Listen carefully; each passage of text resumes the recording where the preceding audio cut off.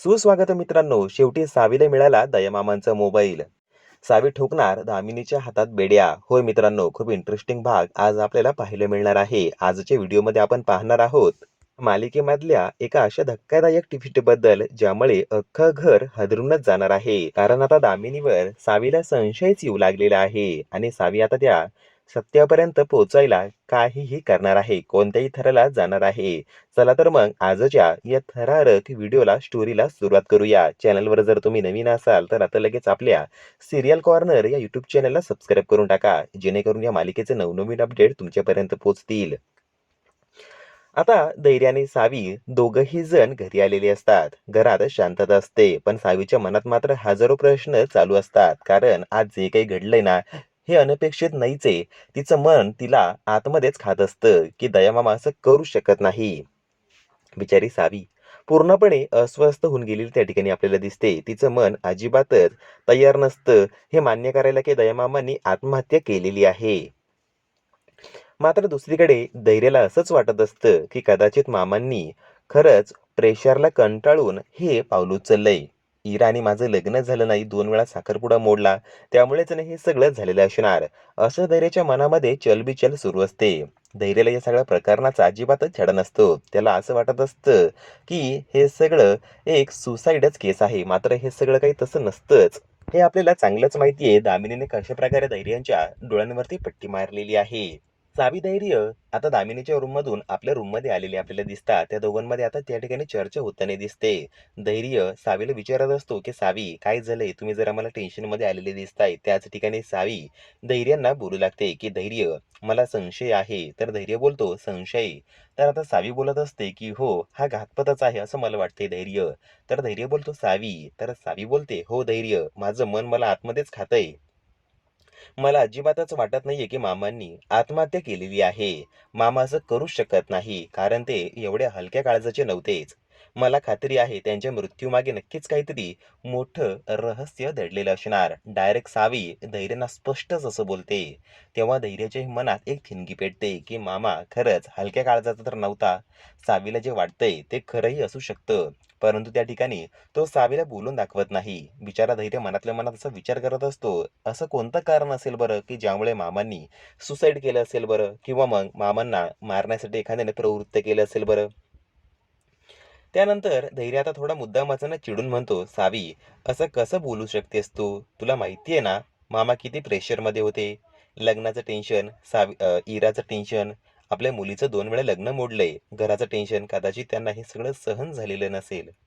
असं तो सावीला समजविण्याचा प्रयत्न करत असतो आणि आपली बाजू सुद्धा सावी समोर तो मांडत असतो. पण सावी मात्र त्या ठिकाणी ठामच असते. ती म्हणते नाही धैर्य, माझं मन मला सांगतंय हे आत्महत्या नाहीये, हा घातपातच आहे. धैर्य जर आता गोंधळूनच जातो. तेव्हा सावी पुढे म्हणू लागते, जर मामांनी आत्महत्या केली असती ना धैर्य, तर त्यांनी इथे सगळ्यांसमोरच आत्महत्या केली असती, सर्वांना सांगितलं असतं. परंतु असं काही घडलंय का? नाही. होळीच्या दिवशी सगळं नॉर्मल होतं. मामांच्या चेहऱ्यावर तसं काही भीती वगैरे आपल्याला दिसत होती का? नाही. मामा टेन्शनमध्ये आपल्याला दिसत होते का? नाही. मग कशावरून धैर्य? त्यांना इथे आपण एकदमच नॉर्मल बघितलं, त्यानंतर ते कुठेतरी बाहेर गेले. धैर्य शांतच होतो आणि सावी पुढे महत्वाची गोष्ट सांगते, धैर्य, मी माझ्या डोळ्यांनी पाहिलंय, मामांना एक फोन आलेला होता. जेव्हा सावी असं बोलते ना, तेव्हा धैर्य एकदमच सावीकडे कान देऊन ऐकतो. तो फोन आल्यानंतर मामा अचानकच बाहेर कुठेतरी गेले, हे तुम्ही सुद्धा बघितलंय धैर्य? तर धैर्य बोलतो हो सावी, परंतु मामांचा मोबाईल, असं तो बोलायला जाणार तर सावी बोलते, एक मिनिट, मला माझी बाजू पूर्णपणे मांडू द्या धैर्य.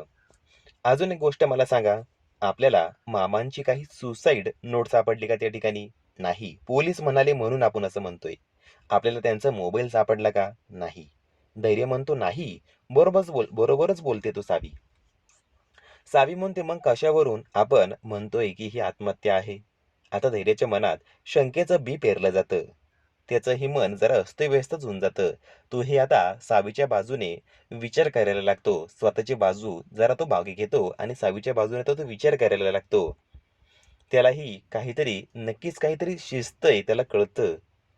सावी आता ठामपणे म्हणू लागते, आपल्याला पुन्हा एकदा त्या जागी जावंच लागेल. आपल्याला मामांचा मोबाईल शोधावाच लागेल. त्यांच्या शेवटच्या कॉलमध्ये, शेवटच्या मेसेजमध्ये नक्कीच काहीतरी सत्य लपलेलं असणार. आपल्या डोळ्यांसमोर मामांना मोबाईलमध्ये काहीतरी मेसेज आला होता. आपण बघितलं होतं. आपण त्यांचा मोबाईल शोधायला हवा. सावी आणि धैर्य बोलत असताना कोणीतरी त्यांचं बोलून चोरून ऐकत असतं. बाहेर दुसरी-तिसरी कोणी नसून तर आपल्याला ते दामिनीच बाहेर त्यांचं बोलणं चोरून ऐकताना दिसते. दामिनीच्या चेहऱ्यावर अचानकच भीती दिसून येते. कारण दयामामाने शेवटचा मेसेज दामिनीनेच पाठविलेला असतो त्या ठिकाणी बोलविण्यासाठी. आता दामिनी फटाफट आपल्या रूममध्ये निघून जाते. तिच्या चेहऱ्यावर भीतीचं वातावरण येतं. तिला चांगलंच ना टेन्शन येतं. घामाने ती पूर्णपणे ओली होऊन जाते.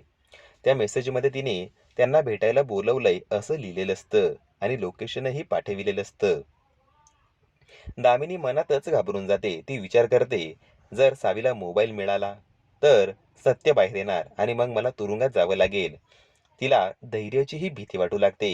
ती मनात म्हणते, धैर्याला जर माझं खरं रूप कळलं ना, तर तो मला या घरात अजिबातच ठेवणार नाही. हकलून लावेल मला. तिच्या नजरेतून मी उतरणार. मग काय?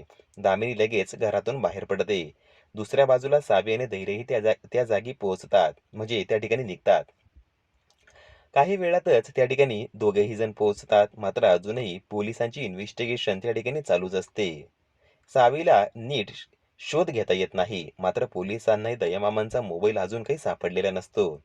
खरं तर तो मोबाईल तिथेच असतो, सोफ्याच्या खाली एका कोपऱ्यात पडलेला. थोड्या वेळाने सावीची नजर त्या ठिकाणी जाते. सावी हळूच पुढे जाते आणि तिच्या हाताला लागतो दयामामांचा मोबाईल. आता सावीच्या हातात मोठा पुरावा लागलेला असतो. त्या मोबाईलमधून सत्य कळणार असतं.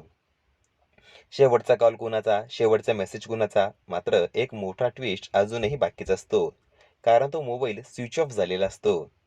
सावी तो मोबाईल चार्जिंगला लावते. पण दामिनी शांत बसणाऱ्यांपैकी नसतेच. ती पुन्हा एक नवीन कारस्थान रचते.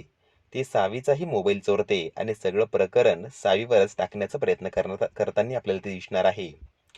सावी इतकी भोळीही नसते. आपल्याला चांगलंच माहिती आहे. तिने आधीच सगळे पुरावे स्वतःच्या मोबाईलमध्ये सेव्ह करून ठेवलेले असतात. दामिनी दयामामांचा मोबाईल नष्ट करून टाकते.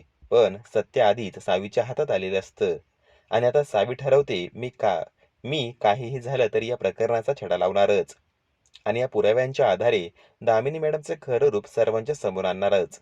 आणि कदाचित दामिनीला जेलमध्ये जावं लागणार आहे. पण इथे संपत नाही ही गोष्ट मित्रांनो. कारण आता प्रश्न असा आहे, दामिनी पुढे अजून काही नवीन काहीतरी कारस्थान करणार का?